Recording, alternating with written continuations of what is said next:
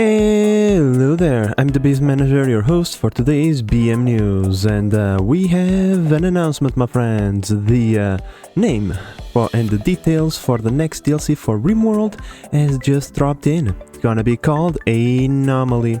So, we have this big post over here, and I thought we could go through it together. So, let's get right into it. Anomaly expansion and update 1.5 announced. We are super excited to announce our new horror-themed expansion, RimWorld Anomaly. This expansion adds all manners of monstrous, mysterious and maddening threats, containment facilities to capture and study dark entities, and a new reality-twisting endgame. Anomaly releases in 1 month. Wow, really? Okay, nice. We are also announcing the upcoming update 1.5 to the base game, which will be released at the same time as Anomaly. You can currently test this update in the unstable Steam branch. See the bottom for these announcement details. We will be releasing more information about Anomaly in a series of blog posts over the next few weeks. Spoiler warning, below there is a high level of description for the content, so yeah, spoiler warning about that. Now, let's get into those spoilers, shall we? About Anomaly. The expansion begins when your colonists accidentally provoke a mad superintelligence. From then on, madness manifests. Monstrous creatures, mind-bending mysteries, infiltrating parasites and sanity-shredding phenomena that twists the whole world around you. Inspired by classics like Cabin in the Woods, The Thing, the Cthulhu mythos, Hellraiser, and many more, Anomaly goes beyond fighting monsters. This expansion presents ominous, puzzling, mind-controlling, and earth-shaking threats to build your personal horror story. Gotta be honest, I'm not an horror guy, so these I seen Hellraiser though. Some of the twisted scenarios you will encounter at night, hear the screeching of a physically invisible hunter. The predator is here! That feeds on human souls. Build proximity alarms to detect when it's near, but you can only fight it when it chooses to reveal itself. Chip away at its health every time it returns and collect and study chunks of its flesh. Turn the tables, become the hunter, and kill it wherever it lives. Okay, a massive flesh creature is growing across the landscape, consuming and covering the whole map. With a quivering mass of meat, it defends itself with beasts and acid. Fight it to get samples of its nervous system, then study them until you can venture into its heart and kill it for good. Nice, okay. So for now, what I get from this is like long-term quests, right? Sounds nice. A parasite has mind controlled some of your colonists. Now this, But who? They pretend to be human as they work to infest others, track evidence, imprison, interrogate and medically test people to find out who is infested, before it's too late. So, some colonists, like no matter how good you play, some colonists will die apparently. Not a big fan of that, but oh well. A pulsating obelisk crash lands near your base. You can try to suppress its filthy energy, but the obelisk may lash out and violently mutate your people. Copy them endlessly or abduct them to an endless grey maze. The obelisk will copy and mutate your people and then probably use them against you. Oh boy, oh boy. Your colonists become obsessed with the beautiful golden cube. One by one, they build statues of the cube. They worship the cube. They love the cube. Who doesn't love the cube, by the way? A corpse arrives that looks exactly like one of your colonists and seems to follow them. No matter what you do, the corpse returns. Many more weird and horrifying events. Oh my god. Okay. Whatever. Whatever, game. Horror combat. You will fight battles against shrieking flesh beasts, hordes of shambling undeads, this is nice, spherical death machines, massive devouring water beasts, lumpen imitations of human beings, and many more nightmarish perils. Use the monsters against your normal humans and mechanoid foes where you can. Okay, let's continue then. Construct new tools and gear to help you holy but Jesus. Just a second, guys. Let's just Okay. Okay, that's interesting. Constructing tools to cure and help you. Flamethrowers and Hellcat rifles, IEDs that resurrect the dead, flash mutating pulsars that transform living creatures into insanity-inducing weapons, and crossbows that stun your target. Okay. We are going all in with this one, I can see. Oh boy, oh boy. Capture and study entities in your facility. To defeat the monolith manifestations, you must gain their power. Build a grand containment facility so that you can capture monsters, study them and exploit them. Expand it with stronger walls, floors and doors to keep them secure. Exploit your captives to use their power against your enemies, but don't push them too far. Harvest their new bioferrite and shard resources from your malevolent menagerie to use in experimental serums, psychic rituals, ghoulification surgeries, and void-powered constructions. Okay. Up next we have fight the cultists who serve the machine mind. Really? The Adeptus Mechanicus will make an appearance, alright. Macabre cultists will attack and perform the psychic rituals with suicidal commitment. They may stand in rows, or chant around a ritual circle, or whisper hateful psychic curses against your colony.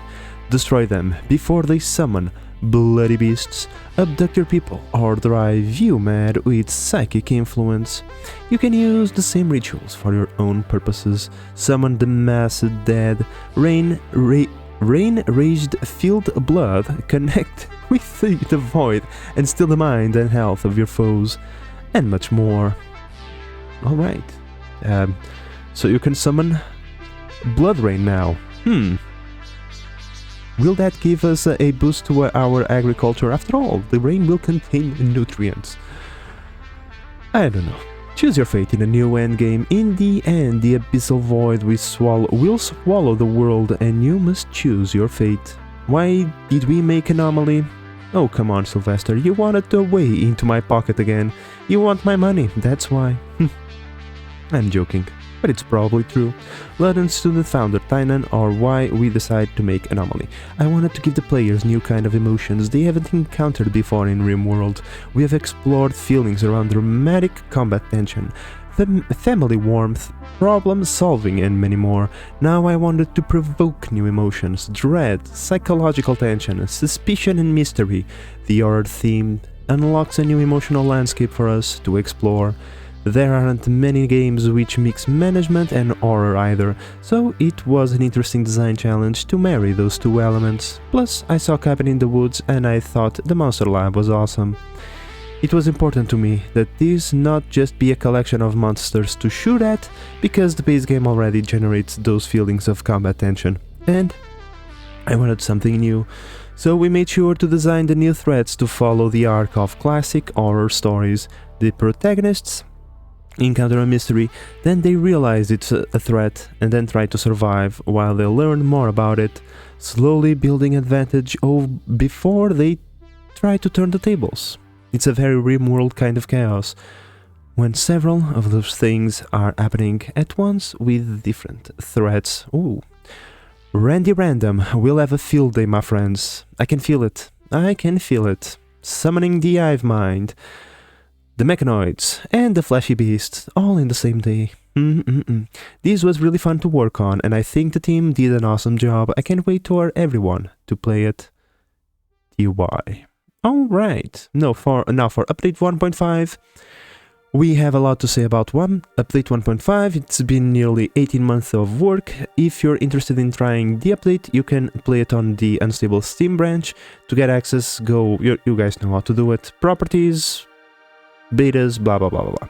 Modders should be able to start working on their mods, blah blah blah blah blah. Bookcases, crouches, ornate doors. There are now books for your colonists to read, and a bookcase to store them. Books are great for recreation and for their unique bonuses. So we are going to do like The Sims. You read a book to learn a skill. Nice. Textbooks increase specific skills, schematics progress a certain research projects, novel increases recreation faster, and tombs progress an anomaly-specific research project. Reading ancient tombs in an ancient language. You can obtain these books from traders, quest rewards. Storing books in cases increases the beauty of a room, makes nearby research bench faster, and increase XP from recreation. Okay, couches function like armchairs, but now I have room for two. By the way, where are they? Oh, right there. Okay, and underneath doors are the 2-for-1 doors in RimWorld. These things over here. It took some work to get the system of doors working, and they're very fancy and suited for throne rooms, temples, and prestigious buildings. Okay. Wall lamps, floodlights, and hidden conduits. Oh, nice, hidden conduits, that's nice. Yes, you can now put lights in your walls and hide your conduits, wall lamps, and wall torches. Can be placed directly on walls. They function like floor lamps or torches would, but with a less light. Floodlights are very powerful and expensive, that cover large areas. This is good to put in your kill maze, so that you can see the enemies, which saves you from building several small lamps. Hidden conduits are very useful for two reasons: harder to damage from explosion on fire, and they're invisible to players and guests unless you got the UI turned on. Alright, we got performance improvements. We continue to work on optimizing RimWorld's performance. That's nice. I can only get like 20 pawns before my game starts to kill itself, so pawns, characters, and animals are now drawn in parallel with a separate thread. The pawn render system has rewritten to allow for easy addition and removal of visuals, and lots of automations were done on alerts, beauty calculations, and pen animal food searching behavior. I didn't know this was a bottleneck, but okay. Crawling. When down, humans can now crawl on the ground. Crawling colonists leave blood trails, move away from danger, and will seek out the nearest place to recover, like hospital beds, sleeping spots. You will see enemies crawling around through. It's rather dramatic. Yeah, okay. Progression from traits. When choosing your starting colonists, now there is a chance for them to spawn with possessions related to that trait. For example, a psychopath might carry a human heart, a pyromanic might carry some mollies, someone who's greedy might have a pocket full of gold. Nice! Mechanoids, water, immersions, and slag chunks. Did you think the water was safe, Mechanoid? Oh, come on. Mechanoids can now surface from bodies of water, which requires adapting to oceans and lakes when building your base defenses. Also, certain large mechanoids have a chance to drop a mechanoid slag cluster when they're broken down. These act like steel slag chunks and can be smelted for steel. Bionic jaws and organ decay. Oh, come on! Why do you have to be so mean with us? Sometimes colonists lose their jaw. It's a terrible accident, but they can now be replaced with new bionic prosthetics. Yes, they could. That could be done before. Alright. Keep an eye on your colonists' organs too. There is a chance they may develop a very rare organ decay disease. Mind vein disintegrator. This command sorry guys, my English is starting to fail me. This command orders colonists to mine out a whole mineral lump in one click. For example, oh, this is nice. Yeah, that time that way you don't need to predict where it's gonna head. Nice. Clean room. Selecting a colonist and right-clicking a room that's dirty now gives an option to clean the entire room. Cool. Far more convenient. Yeah. New wanderers after a game over. When all of your colonists are dead or gone, there is a new option as part of the game over letter to create new wanderers if you want a second chance to your colony. This allows you to create 1 to 6 colonists to inhabit the remains of your colony instead of ending the game. This is entirely optional and you don't have to use it if you prefer a more hardcore experience. Search function in the bottom right. There is now a magnifying icon with a search bar where you can find stuff. Tainted apparel, visual changes. Tainted apparel, clothes worn by dead people, now has a distinct darker color. Previously it was easy to mix up tainted apparel with non-tainted apparel. Some UI improvements. There is an option to make colonists' moods on the colony bar much more visible. When you zoom out very far, pawns become highlighted so they are easier to spot on the map. We redesigned the prisoner health tabs and improved the research UI, policy UI for a better experience. Art improvements. There is new improved weapon art.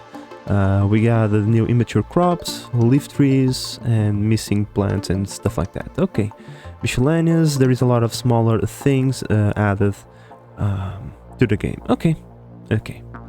Including an option to capture carried pawns without having to drop them. Oh, okay. Stay tuned for our Anomaly feature blogs as we approach the release date, which is in 1 month, so get your wallet ready, guys. They're gonna open up in 1 month. Anomaly has more content than any previous expansion. We expanded the team and worked for 18 months on this expansion, and update 1.5, it's got a lot of passion to it. Anomaly adds new feeling to RimWorld, it creates moments of terror, new role-playing opportunities, unforgettable stories, and a unique narrative experience. I think this new expansion is gonna do well with our Church of Randy. They are like already masochists for pain, and more pain is coming their way. I can't wait, my friends. I can't wait. In the meantime, we'd love to hear what you have to say, blah blah blah blah. Alright, my friends. This was a rather lengthy post, but look, I'm a bit concerned about some things like the parasites infesting your colonists and whatnot, but I suppose that it's not about reaching the end of the game. It's about having a dramatic experience, and if you die, you die. Alright, I'm pretty excited about this, my friends. I really hope that I can get into it whenever it comes out, and that you will be there to accompany me through something which sounds to be a very terrifying experience. Let me know down below what you think about these notes and about what we have just learned about the new expansion for RimWorld, and tell me if you are excited or not. Other than that, subscribe to the channel, help me grow, and all of that. But in the meantime, my friends, this has been the Base Manager signing out. Bye bye.